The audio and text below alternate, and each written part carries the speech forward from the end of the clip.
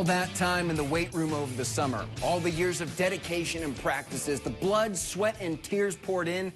This is what it was all for. The right to test your mettle and will against another competitor in the arena where one misstep ends your dreams of legacy and glory. The playoffs are here, and we've been waiting and ready. We start with a few of the highest-seeded teams from our area tonight. First up, the ultimate road warriors this year. 2-seed Stratford against 7-seed Cumberland at DC Everest. Tigers forced a punt on their opening drive, and by this point in the season, you know how I feel about special teams. They matter, and that's got to be one angry Beaver as he gives the Tigers a bonus possession, and Kohler Kilty making them pay. He's going to be in the end zone. Now the Tigers going to get another stop on the Beavers' next drive, which leads to Connor Weigel.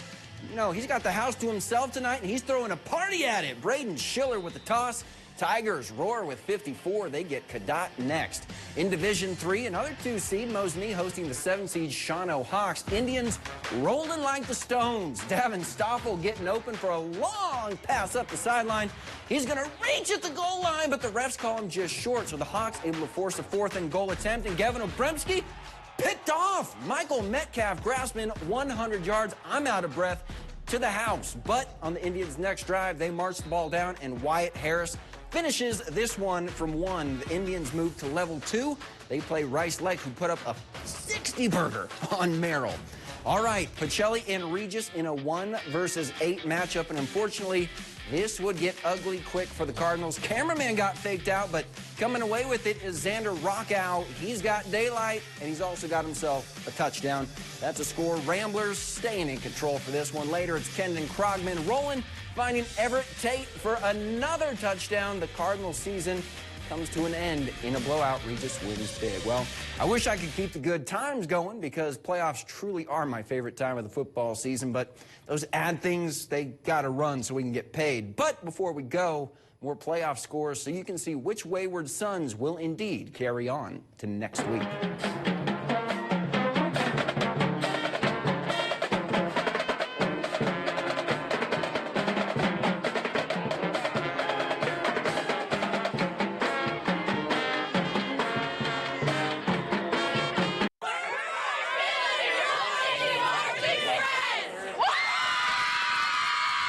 There's just something magical about high school football playoffs. I mean, the regular season is great, but there's something about the brackets and seeing the kids lay it all on the line every Friday night under the lights that you just don't get at any other level of the sport. Anyway, enough of me talking about it. We're a visual medium here. Let's get to the seeing things. In Division 5, the 3-seed Assumption Royals hosting the 6-seed Pittsville Panthers.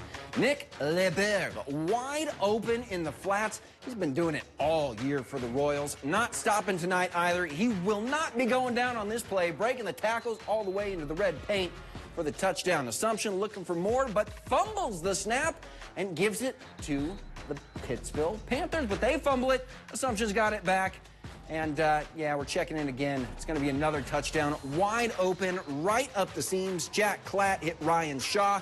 Assumption pummels the Panthers 34-18. Up next, they get Blackhawk Warren.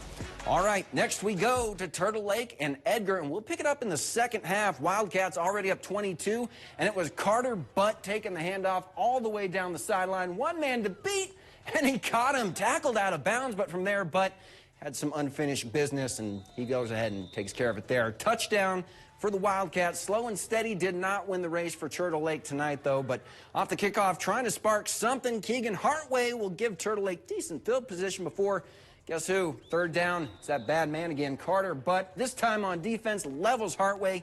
That seals it, Turtle Lake 6, Edgar 42. Wildcats get Spring Valley next on the docket. Now we head over to Colby looking at Sting the Redhawks of GET. And that first sting didn't take long. On the kickoff, yes, the opening kickoff, Nathaniel Robita pulls it in, finds a lane, and he is gone. It's just a matter of time before he reaches the end zone in this highlight read. Incredible start for the Hornets.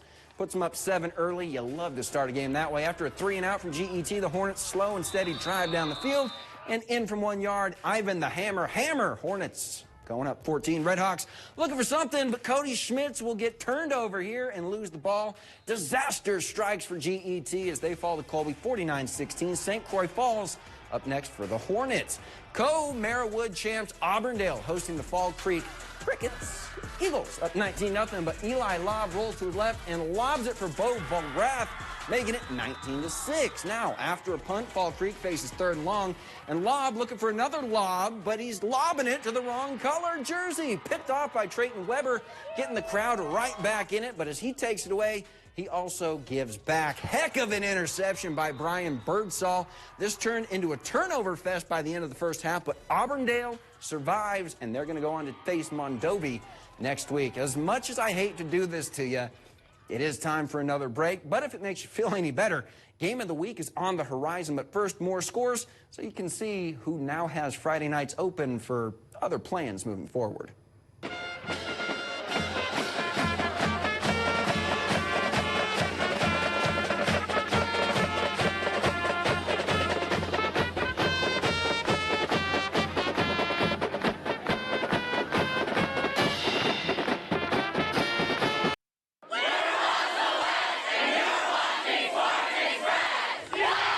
Playoff Sports Express Week 1 is rolling, and we're going to keep the good times going. Now, we'll get to them and our Game of the Week in just a moment. But first, the co-VFA champion Marshfield Tigers. They're hosting Pulaski tonight. Early on, it was the home team coming out swinging. First play from scrimmage, Trevor Femmel off the play action, and Luke Lemoyne wide open. You might want to cover that, dude. That's 47 yards, and it would set up this. Femmel on another fake, rolls right, still rolling, still rolling. Still rolling. Finally, just says, I'll do it myself. Cuts back, breaks a tackle. He's in from 14 yards, 7-0 Tigers. Next series, the Luke Lemoyne show continues one-on-one coverage. Come on, don't disrespect my man like that. He goes up, pulls it down for the Tigers' second score. They finish strong and get the win. They'll also get River Falls next week.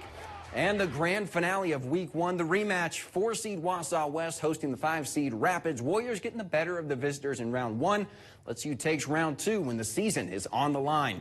Nothing like seeing a rivalry in the postseason. Rapids mad about their last meeting. They're up 14-7 and have the Warriors in 4th and goal, but it's the Magic Man, Vince Hands, foot race to the pylon, and he wins it. They tie things up heading into the half. Rapids gets the ball first out of the locker room. And I don't think this is how they drew it up. The man with 2 first names, William Mitchell, falls on the ball for West. And you know what? This guy, he was that dude in the first game. New game, same title. Ray Rennick, still that dude. But what did the pylon ever do to you? West takes the lead 21-14. And they had Rapids more kerbobbled than the cameraman on this play on their next drive. It was me. I was the cameraman, and I am slightly ashamed, but Vince Hans should absolutely be proud of the play fake, making things easy for the big man, Bryce Jaworski, to rumble into the best 10-yard patch of grass in football. That would be the final score for tonight. Warriors do it again. They win 28-14. They see top seed Bayport next week. And that is going to do it for us here on Sports Express. It was an absolute blast bringing you the first round of playoff action. And we can't wait to see you right back here next week for another great Football Friday of playoff football. See you then.